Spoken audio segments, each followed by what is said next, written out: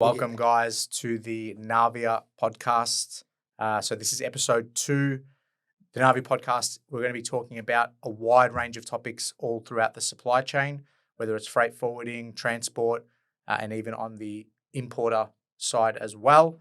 Today, I'm joined by Zoran Kostadinoski, who is the commercial manager at Sidelink. Before we get into the episode, though, I just want to remind you to hit the subscribe button, like this video on YouTube, and follow us on Spotify or wherever you get your podcasts. Zoran, so from my understanding, what you guys do at Sidelink, a freight forwarder will help facilitate the import of the goods on a cargo vessel, and Sidelink will be the ones to take it from the port, from the wharf, all the way to that customer's warehouse or distribution center. Have I got that in a nutshell? 100% great. Yeah. And so tell us a bit about that process. What does Sidelink do, and how do you facilitate that? yeah, Sidelink Transport is a Melbourne-based wharf container transport and logistics company. Our main role is to partner with our international freight forwarding customers to help them to connect the sea freight transport with the landside. Yep. So anything from when the container arrives at the port, from booking of the time slots to the delivery to the customer. Yep. And in reverse is delivering a container to the customer, packing it, redelivering to the port for export. So it's the facilitation of containers through the port landside logistics supply chain, extension to our freight forwarders as part of the business, delivering that final mile delivery. So let's dive into this a little bit further, right? So let's say we'll talk about imports probably more generally because Australia is more of an import nation. But let's say the container is coming into the wharf. What happens? What's step one in that process? The vessel arrives, and mainly in Melbourne, you'd find the schedules, they tend to arrive on a Thursday. Yep. Majority of the boxes, containers are available on the weekend. Okay. Because they operate 24/7.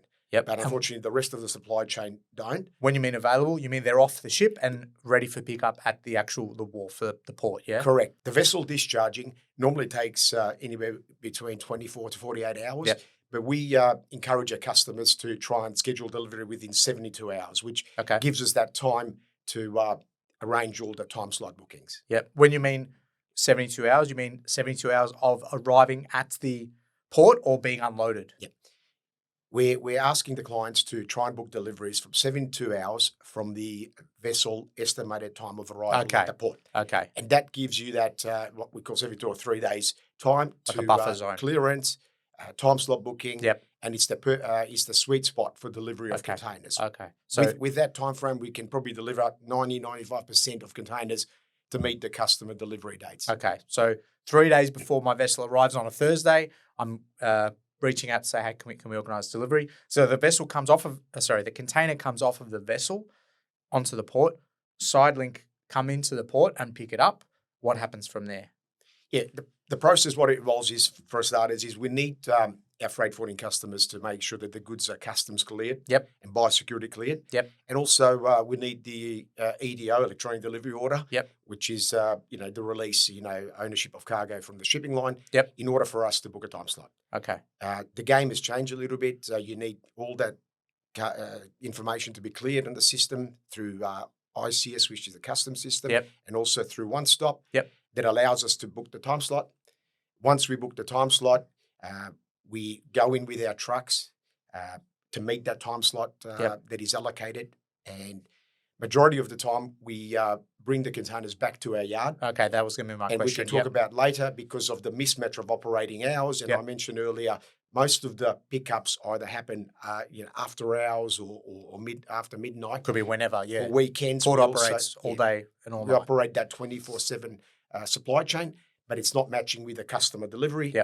Then comes into play of moving the containers into our empty depot park. So you could hypothetically take it directly from the port to the end customer's warehouse or distribution center, but oftentimes they're not open at the same time as the pickup. So you'll take it to your facility in the interim and then go and organise a delivery to the customer. Is that right? Yeah, that is 100% right. And that's because the way I've mentioned earlier, the vessel schedule come on Thursdays, they're available. A lot of the small, medium-sized importers don't operate on. They don't want to take deliveries on Saturday, Sunday, which puts a lot of pressure then for the Monday, Tuesday delivery. Yep. Because 80% of the import volume is controlled by small, medium customers.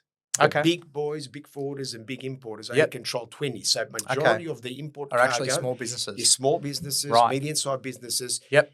And when you put that into transport, what does it mean? It means we have a very limited window of delivery for the last mile. And that puts a lot of pressure because there is also wharf operational issues we can talk later. We'll talk about that. Now, I want to focus on, you mentioned the actual pickup at the port.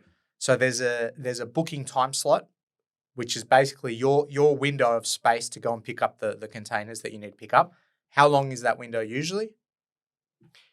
With a time slotting system, it's like an hour, or it's like an hour window, like from 9 to 10, or how does that work? You have a time. You book the time, you go in there as per the scheduled time. But no leeway. No leeway. Very rarely. Sometimes we have trucks sitting at the terminal, even if a time slot booked for 2 hours, 3 hours. You got to make a decision, or they kick you out and they don't load. Right. Which is a cost to transport business, but it's very not understood by the shippers. That's what I was going to ask you. So when you say 4 hours, so let's say the booking was 11 p.m., what might happen where the truck gets stuck for 4 hours? It's not ready at 11 p.m. or what's happened? Often you find down at the terminals they might have had some breakdown. Yep. Winds might have dropped another container, or one of the straddles not working. Yep. You don't get notified. You're there for the time slot.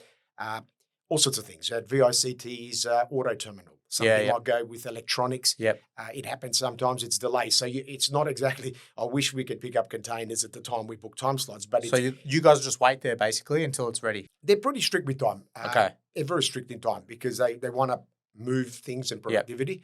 And you get charged for that, I assume, as well. Yeah, if you miss the time slot, if you look at ports like Sydney, they've got Peopless, which is regulated. Yep. That means if you don't do it, you actually pay penalties. Okay.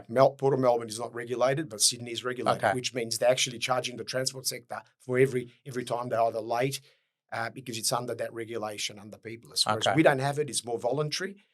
But the point here is that carry access agreement, it is really more in favour of the stevedore than the transport operator. Yeah.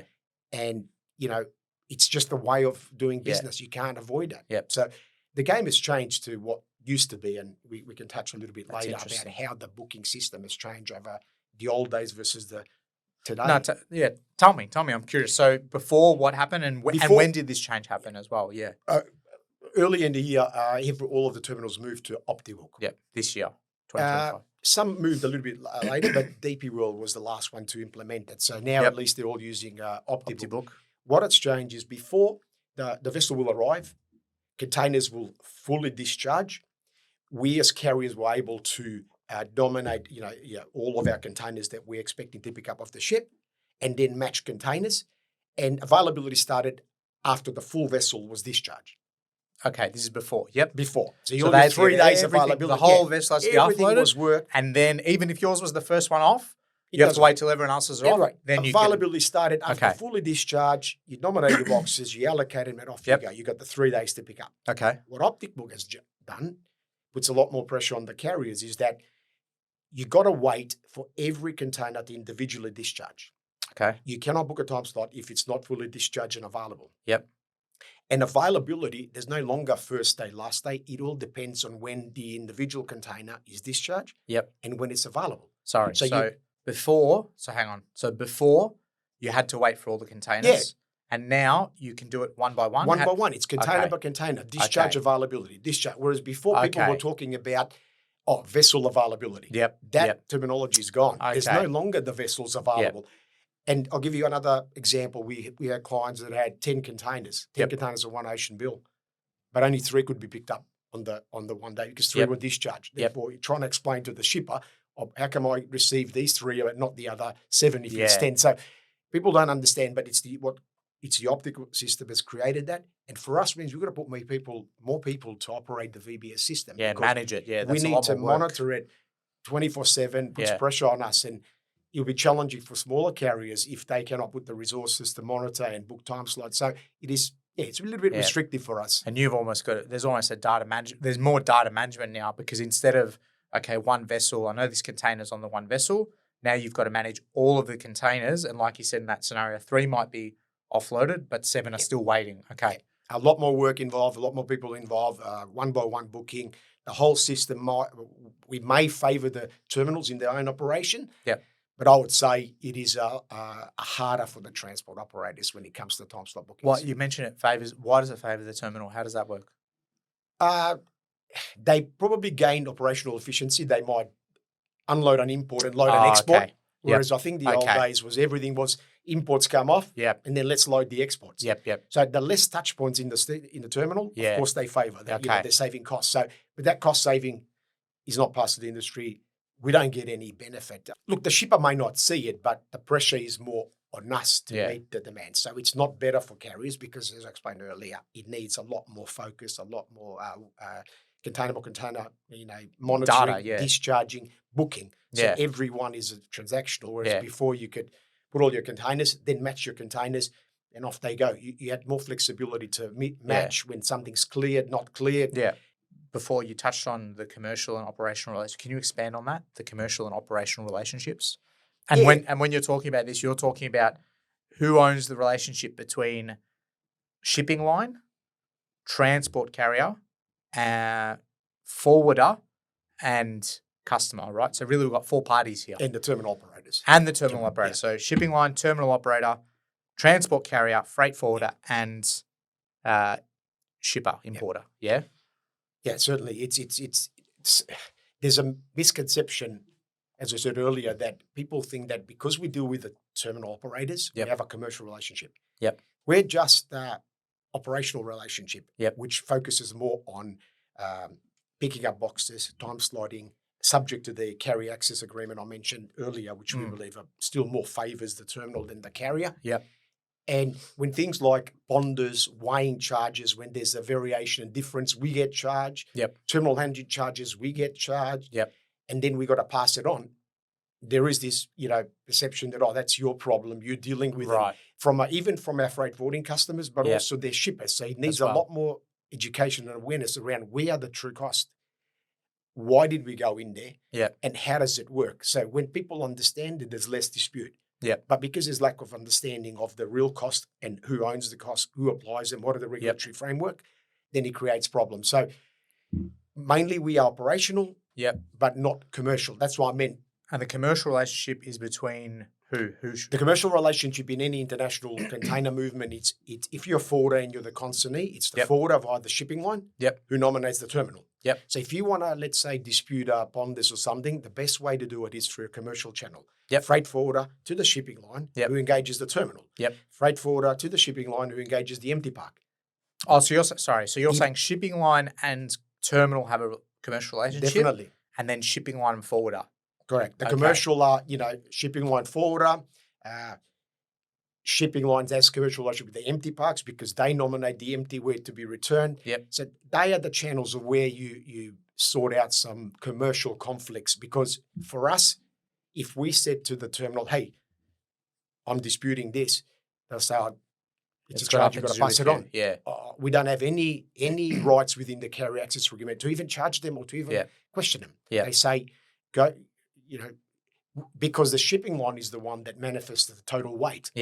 Therefore, we don't control. Even the forwarder sometimes don't have a control. So going back through the shipping line, say, did your overseas agent manifest this weight? Was it right? Wasn't it? Let's just clarify what you're talking about here. So you're referring to the Pondus charges or weight amendment fees. Maybe you can tell the listeners what that means, what that's for. Yeah, Pondus is the terminals are trying to weigh containers for safety of life at sea to make sure that I think they have they need to know how much weight is on their vessel. They have $1,000 kilos tolerance. And if it goes over, then they charge.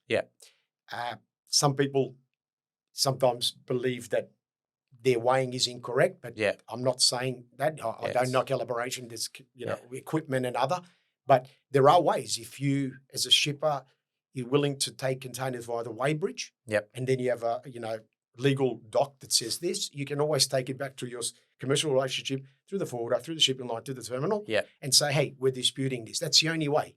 And not via the transport company. So just to make sure, the reason that the shipping line is doing that is because for safety reasons, they have to balance their ship and they have to know how much is in, or how much weight is in each of the boxes, and I mean, what's in each of the boxes and so on and so forth. So it's part of their safety requirements. They need to know how much weight, and then they will charge or penalise for a discrepancy in the declared amount up to 1,000 kilos either way. Yeah.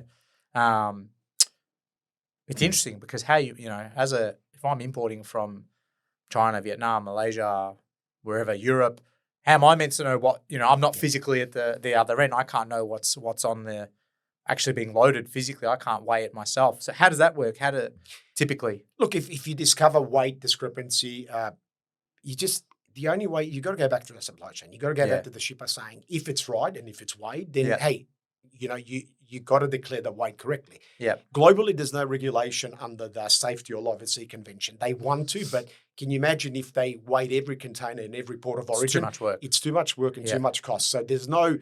I'm surprised the Australian stevedores are trying to do that, but it's really. Yeah, it's inefficient, really, when you think about it. It's very inefficient unless you figure out. Yeah, you cop a fee, but then you got to go back and you got to change the supply chain, so it makes it difficult. Do we know how often a container gets weighed, or checked, the weight check, how often that happens?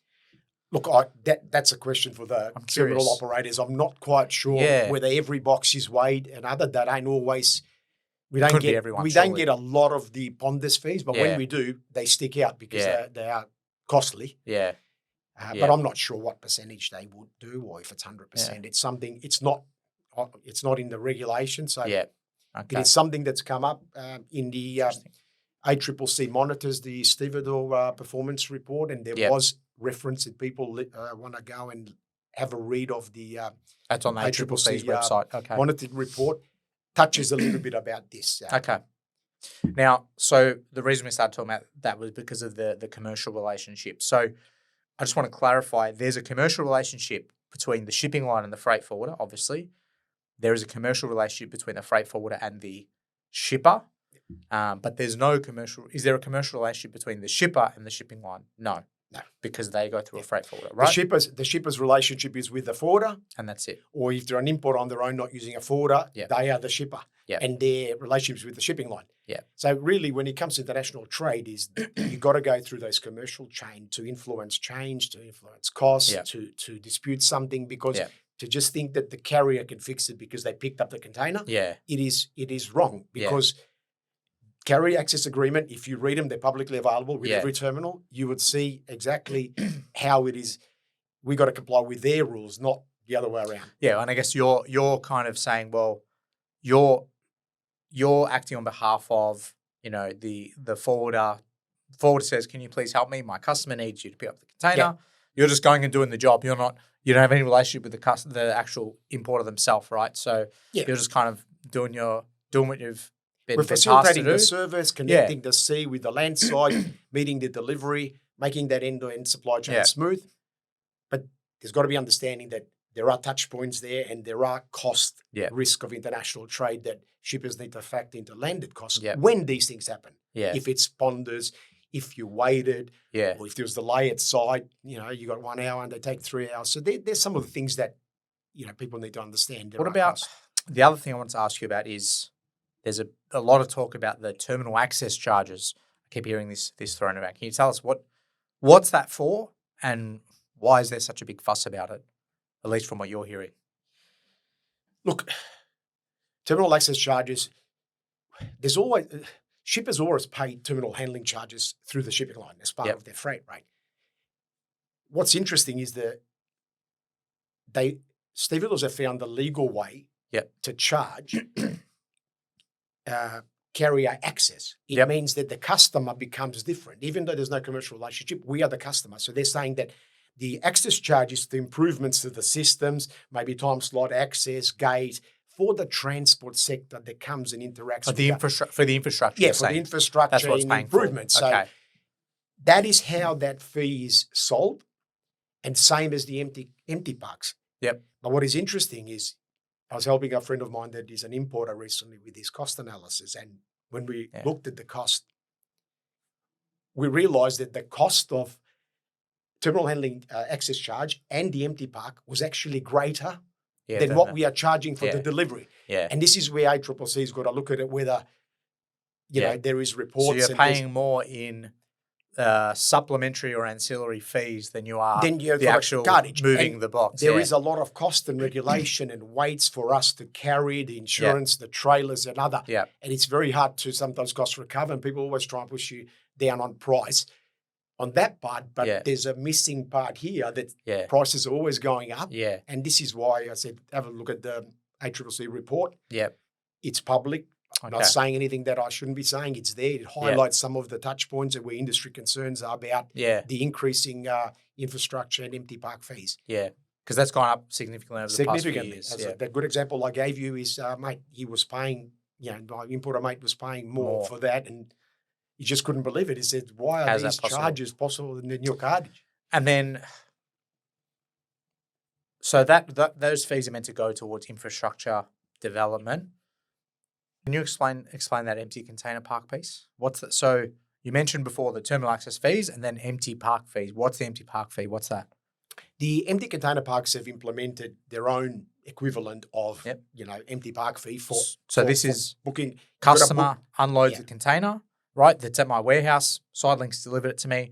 I've unpacked the container. It's now ready for you to pick up. De-hire. Yep. You pick it up and you take it to the empty park. So, go on. It is the cost for the de-hire of the empty. Yep. It's like a rent-a-car. Every box has to be returned. You've got limited time before the marriage kicks in. Yep.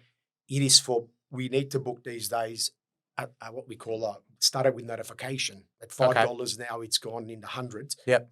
It is called via container chain. So we've got to book a fee and pay a fee for us to actually de-hire the container. Okay. So that's what the fee is. It's similar to the other access.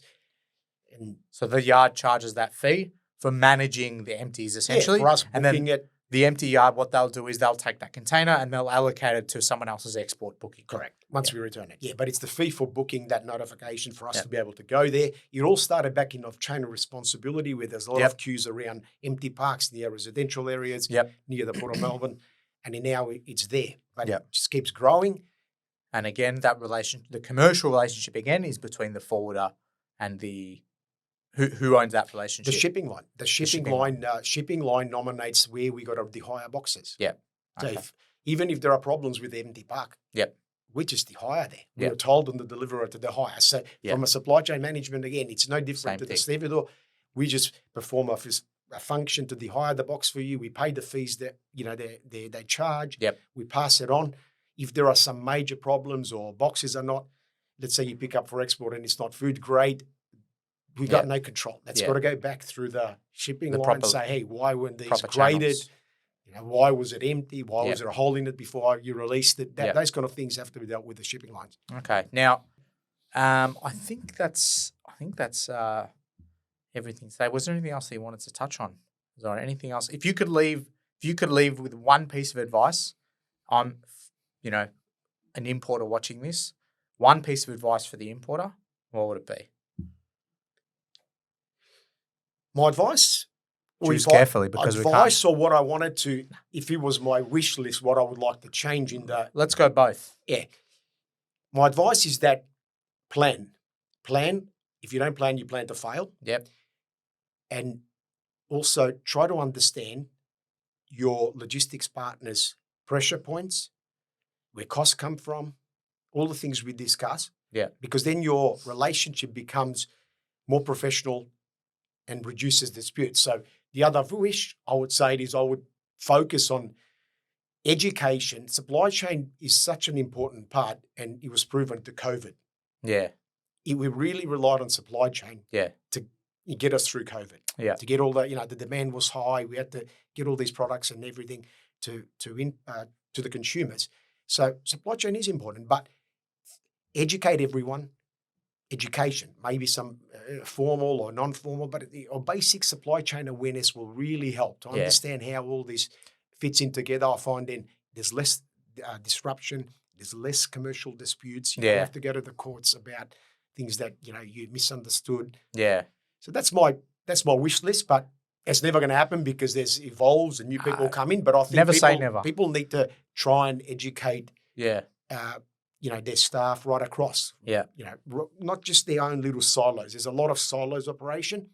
Look at the big picture. Yeah, I think and find some solutions with your partners together. It's a supply chain. This is what our the CEO Simon says. It's a supply chain, right? So literally links of chain put together. You're just one link in the chain, and it's good to understand what are the other links. Where does my jigsaw puzzle piece fit in with the bigger picture? And I guess the more you know, the better you can like you said, plan, right? 100%. 100%. And hopefully, look, with our discussion today, we unlock some of those pressure points for the landside logistics challenges that people that listen to the podcast can be a little bit more educated. So that was the whole aim, to share a bit of the knowledge and understanding. Awesome. Thank you for that, Zoran. You're very knowledgeable as always. You're a very smart guy. Appreciate you taking the time to talk to me. Thank you, guys. We will be doing more of these, as mentioned, across all aspects of the supply chain. If you haven't already, hit the subscribe button. Follow us wherever you get your podcasts, and we will see you next time.